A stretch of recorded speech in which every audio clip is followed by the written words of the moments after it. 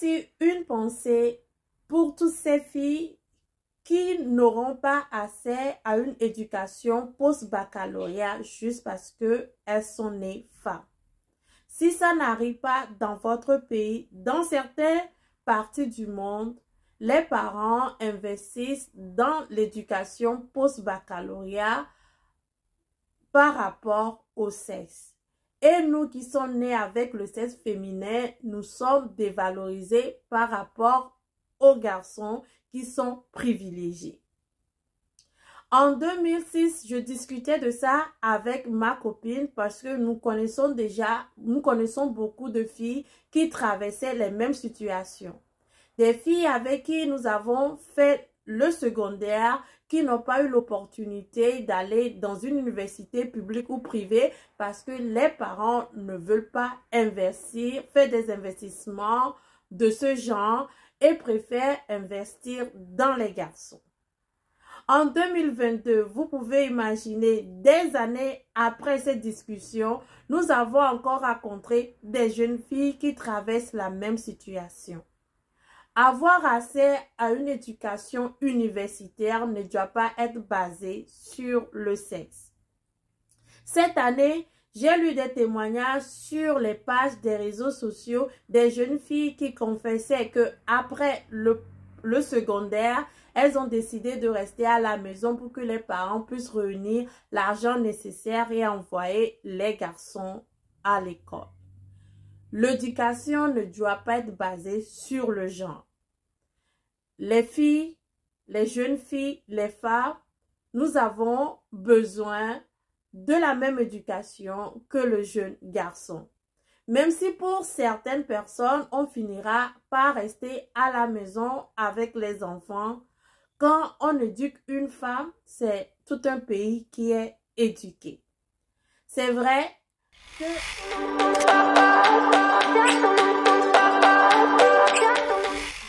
a été créée en 1993 après les accords d'Oslo entre Yasser Arafat et Issa Rabin. À un moment donné, Yasser Arafat, qui était l'image de cette lutte palestinienne, avec des détournements d'avions, nous nous rappelons de la lutte palestinienne, où il y a détournement d'avions, prise d'otages, a compris que la réponse à la violence n'était que la violence. Et il a décidé de se détourner de toute cette violence-là et de mener la lutte palestinienne en utilisant des outils politiques, dont la création de l'autorité palestinienne avec à la tête un président, un premier ministre pour représenter les Palestiniens dans les institutions internationales et mener le combat. Et en plus, pour la question sécuritaire. La question sécuritaire était très importante pour Yasser Arafat parce qu'il fallait contenir les jeunes, il fallait contenir cette partie de la population qui pense toujours qu'il faut une lutte armée contre l'État d'Israël.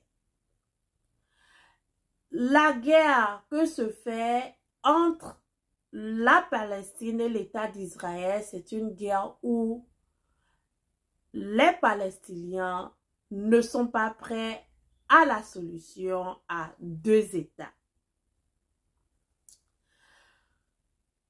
Yasser Arafat mort en 2004, le Fatah a été boosté de la bande de Gaza avec l'arrivée du Hamas qui croit à la reprise de la lutte armée pour les revendications du peuple palestinien. Donc, l'autorité palestinienne est réduite à la gestion des aides humanitaires en destination de la Cisjordanie, des autres territoires palestiniens, mais Gaza est tenu par le Hamas qui pense que pour libérer les Palestiniens, pour ramener la cause palestinienne sur la table de discussion de la communauté internationale, il faut une guerre armée que nous appelons ici du terrorisme. Parce que c'est ce que c'est du terrorisme. Donc, c'est dans cette autorité palestinienne qui n'a plus complètement le contrôle de tous les territoires palestiniens, dont le Premier ministre nous donne une interview par rapport à la situation dans les territoires palestiniens. Et ce qui est intéressant, il dit que le Hamas est une idéologie. La lutte armée est une idéologie. Gardez ça et notez ça quelque part parce que j'y reviendrai. Il dit que le Hamas est une idéologie qu'on va retrouver partout où on trouve des Palestiniens. Il y a l'idéologie du Hamas qui voudrait que les revendications palestiniennes, la cause palestinienne doit être une lutte perpétuelle, une violence perpétuelle, alors qu'il y a d'autres outils, des outils politiques, pour que le monde entier se rappelle de la communauté internationale commence par entreprendre les actions concrètes pour la cause palestinienne.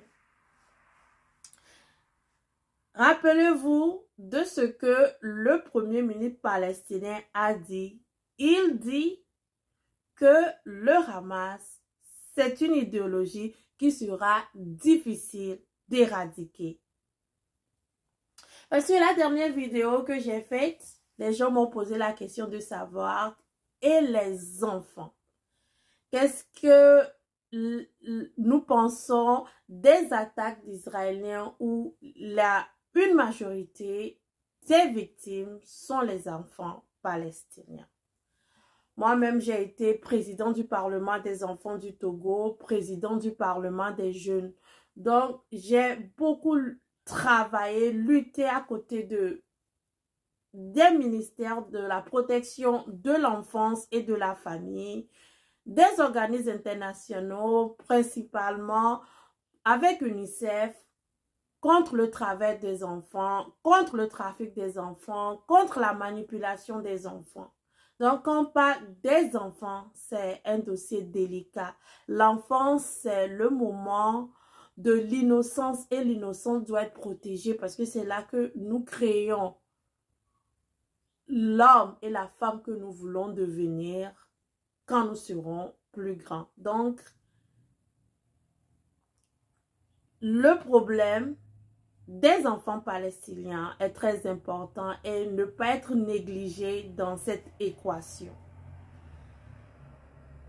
Mais il est donné aussi à chaque autorité de protéger leurs enfants. Quand tu as un enfant à l'hôpital, avant que tu ne quittes l'hôpital dans les pays occidentaux, on te demande est-ce que tu as ton siège bébé? Et si tu l'as, apporte le siège bébé à l'hôpital pour que le personnel de l'hôpital vérifie que le siège bébé est de bonne qualité avant que tu ne quittes l'hôpital avec le bébé. C'est comme ça que ça se procède. Et dès que tu prends ton enfant, tu mets dans le siège bébé, que tu le mets dans la voiture, tu arrives à la maison, là, tu as pleine autorité sur ton enfant. Mais quand l'enfant est à l'hôpital, avant de prendre ton propre enfant de l'hôpital pour le ramener à la maison, il veut être sûr que tu as ton siège bébé. C'est de la même façon que le Hamas qui gère la bande de Gaza, qui connaît la population palestinienne, qui dit que l'attaque du 7 octobre 2023, c'est pour que la communauté internationale ramène le problème palestinien, la cause palestinienne sur la table et prenne les décisions et commence par entreprendre des démarches pour résoudre ce problème, doit savoir qu'en Palestine, dans la bande de Gaza, il y a beaucoup d'enfants et que la façon dont la bande de Gaza est surpeuplée, toute attaque à Gaza peut causer beaucoup de morts parmi cette population très jeune très à fleur, disons, à fleur de l'âge, à fleur de l'âge. Mais ils ne se sont pas inquiétés, comme les hôpitaux s'inquiètent de la façon dont tu vas prendre l'enfant de l'hôpital à la maison. Les autorités palestiniennes qui gèrent la bande de Gaza, que nous appelons ici le Hamas, ne s'est pas inquiété des enfants palestiniens en ce moment. Non, quand ils ont préparé les attaques du 7 octobre, ils ne se sont pas inquiétés des enfants palestiniens. Quand ils utilisent les aides humanitaires pour creuser des tunnels, ils ne se sont pas inquiétés des enfants palestiniens. Quand ils lancent les requêtes envers l'État d'Israël et que l'État d'Israël envoie des requêtes dans la bande de Gaza, répond par d'autres attaques dans la bande de Gaza, ils ne se sont pas inquiétés des enfants. Ils ont des enfants, mais ils ne se sont pas... Il y a les enfants là-bas, ils savent qu'il y a les enfants là-bas, mais ils ne se sont pas inquiétés. Même si ces attaques ne blessent pas les enfants, ils ne se sont pas inquiétés du trauma que ça peut causer aux enfants. Ils ne sont pas inquiétés de ça. Ils ont même plutôt prévu une autre attaque de grande ampleur qui va créer plus de morts en Israël et qui fera que l'Israël peut venir même les attaquer dans la bande de Gaza sans penser aux enfants de Gaza. Ça, c'est le Hamas. Le Hamas ne pense pas aux enfants de Gaza, mais en tant qu'autorité politique, ils sont ceux qui sont censés, les premiers responsables des enfants de Gaza, les premiers à les protéger, à protéger cette innocence, à leur donner une éducation, à leur donner les outils pour fonctionner dans la vie en tant que Palestiniens et à leur donner un rêve. Mais non, ils n'ont pas pensé à ça. Et qu'est-ce qu'ils ont fait dès le début des attaques? Vous avez vu, vous et moi, ces vidéos des enfants qui avaient des propos très durs vers l'État d'Israël, qui appelaient, qui maudissaient l'État d'Israël. Ces vidéos ont circulé, mais en ce moment, ça n'a pas fait l'effet qu'il fallait faire. Vous imaginez? On apprend déjà à ces petites filles et à ces petits garçons à être haineux. C'est pour ça que je vous dis, rappelez-vous de ce que le premier ministre palestinien a dit. Le premier ministre palestinien a dit que le combat, le choix de la lutte palestinienne, le choix du Hamas de la lutte palestinienne, qui est le choix de la lutte armée, du terrorisme, est une idéologie parmi le peuple palestinien. Donc ces enfants sont déjà en train d'être entraînés à avoir de la haine pour une histoire qu'ils ne comprennent pas. À 7 ans, 9 ans, même nous les adultes, comment comprenons-nous, comment saisissons-nous toute l'ampleur de la lutte palestinienne, des revendications palestiniennes? On ne saisit pas encore l'ampleur de tout ce qui s'est passé. C'est une histoire qui dure pendant 75 ans. Et on apprend déjà à une petite fille, à un petit garçon de 9 ans de jeter des paroles de haine sur les réseaux sociaux. Et vous savez ce que c'est, ça va rester là-bas. Que cette fille, que ce petit garçon à 30 ans, c'est des choses qui vont les poursuivre toute leur vie. Et quand ça n'a pas fonctionné, et quand ça n'a pas pris les gens ne se sont pas connectés à ces petites filles, ces petits garçons qui lançaient ces paroles-là sur les réseaux sociaux. On a commencé par nous montrer l'image des enfants décédés dans les bombardements, le visage des enfants décédés dans le bombardement pour commencer à faire manifester les gens. Parce qu'ils savent que tout le monde est touché quand il s'agit des enfants. Ça, c'est de l'exploitation.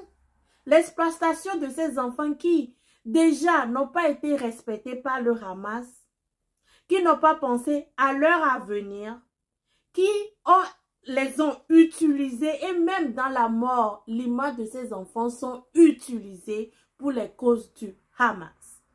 Imaginez, est-ce qu'il y a parmi ces enfants, les photos de ces enfants, les images de ces enfants qui circulent sur les réseaux sociaux, les enfants des grandes autorités, les grandes autorités du Hamas, les grands chefs du Hamas, est-ce qu'il y a la photo de leurs enfants, la vidéo de leurs enfants assassinés, leurs enfants qui ont perdu la vie pendant ces derniers combats? C'est la question que moi je me pose. Est-ce que parmi ces familles qui sont prêtes à montrer le visage de leurs enfants, est-ce qu'il y a les enfants des grandes autorités du Hamas, qu'on nous dit même qu'ils ne sont pas à Gaza, ils sont quelque part dans d'autres États et de ces États, ils commandent les actions à Gaza. Nous, les Togolais, on connaît ces genres de politiciens qui se cachent mais qui manipulent les jeux. Donc, le Hamas même n'a pas de respect et ne veut pas protéger les enfants palestiniens. On préfère les utiliser, les manipuler pour que la communauté internationale réagisse. Moi, c'est ce que j'ai vu. Nous avons, moi, toi, autres, nous avons plus d'amour pour les enfants palestiniens aujourd'hui que le fait le Hamas.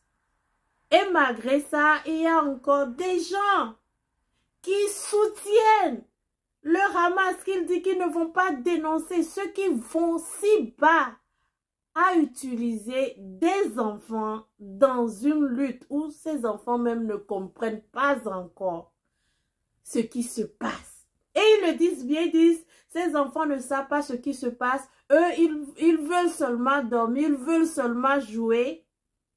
Et les adultes qui savent ce qui se passe utilisent l'image de ces enfants qui ne comprennent pas grand-chose de la vie pour faire réagir les réseaux sociaux sur leur cause. Moi, je pense que c'est ces adultes-là que nous devons voir s'ils n'ont pas besoin d'être soignés. Il y a plein de gens qui sont des malades mentaux, mais qui ne le savent pas. Qui ne savent pas qu'ils ont des problèmes mentaux.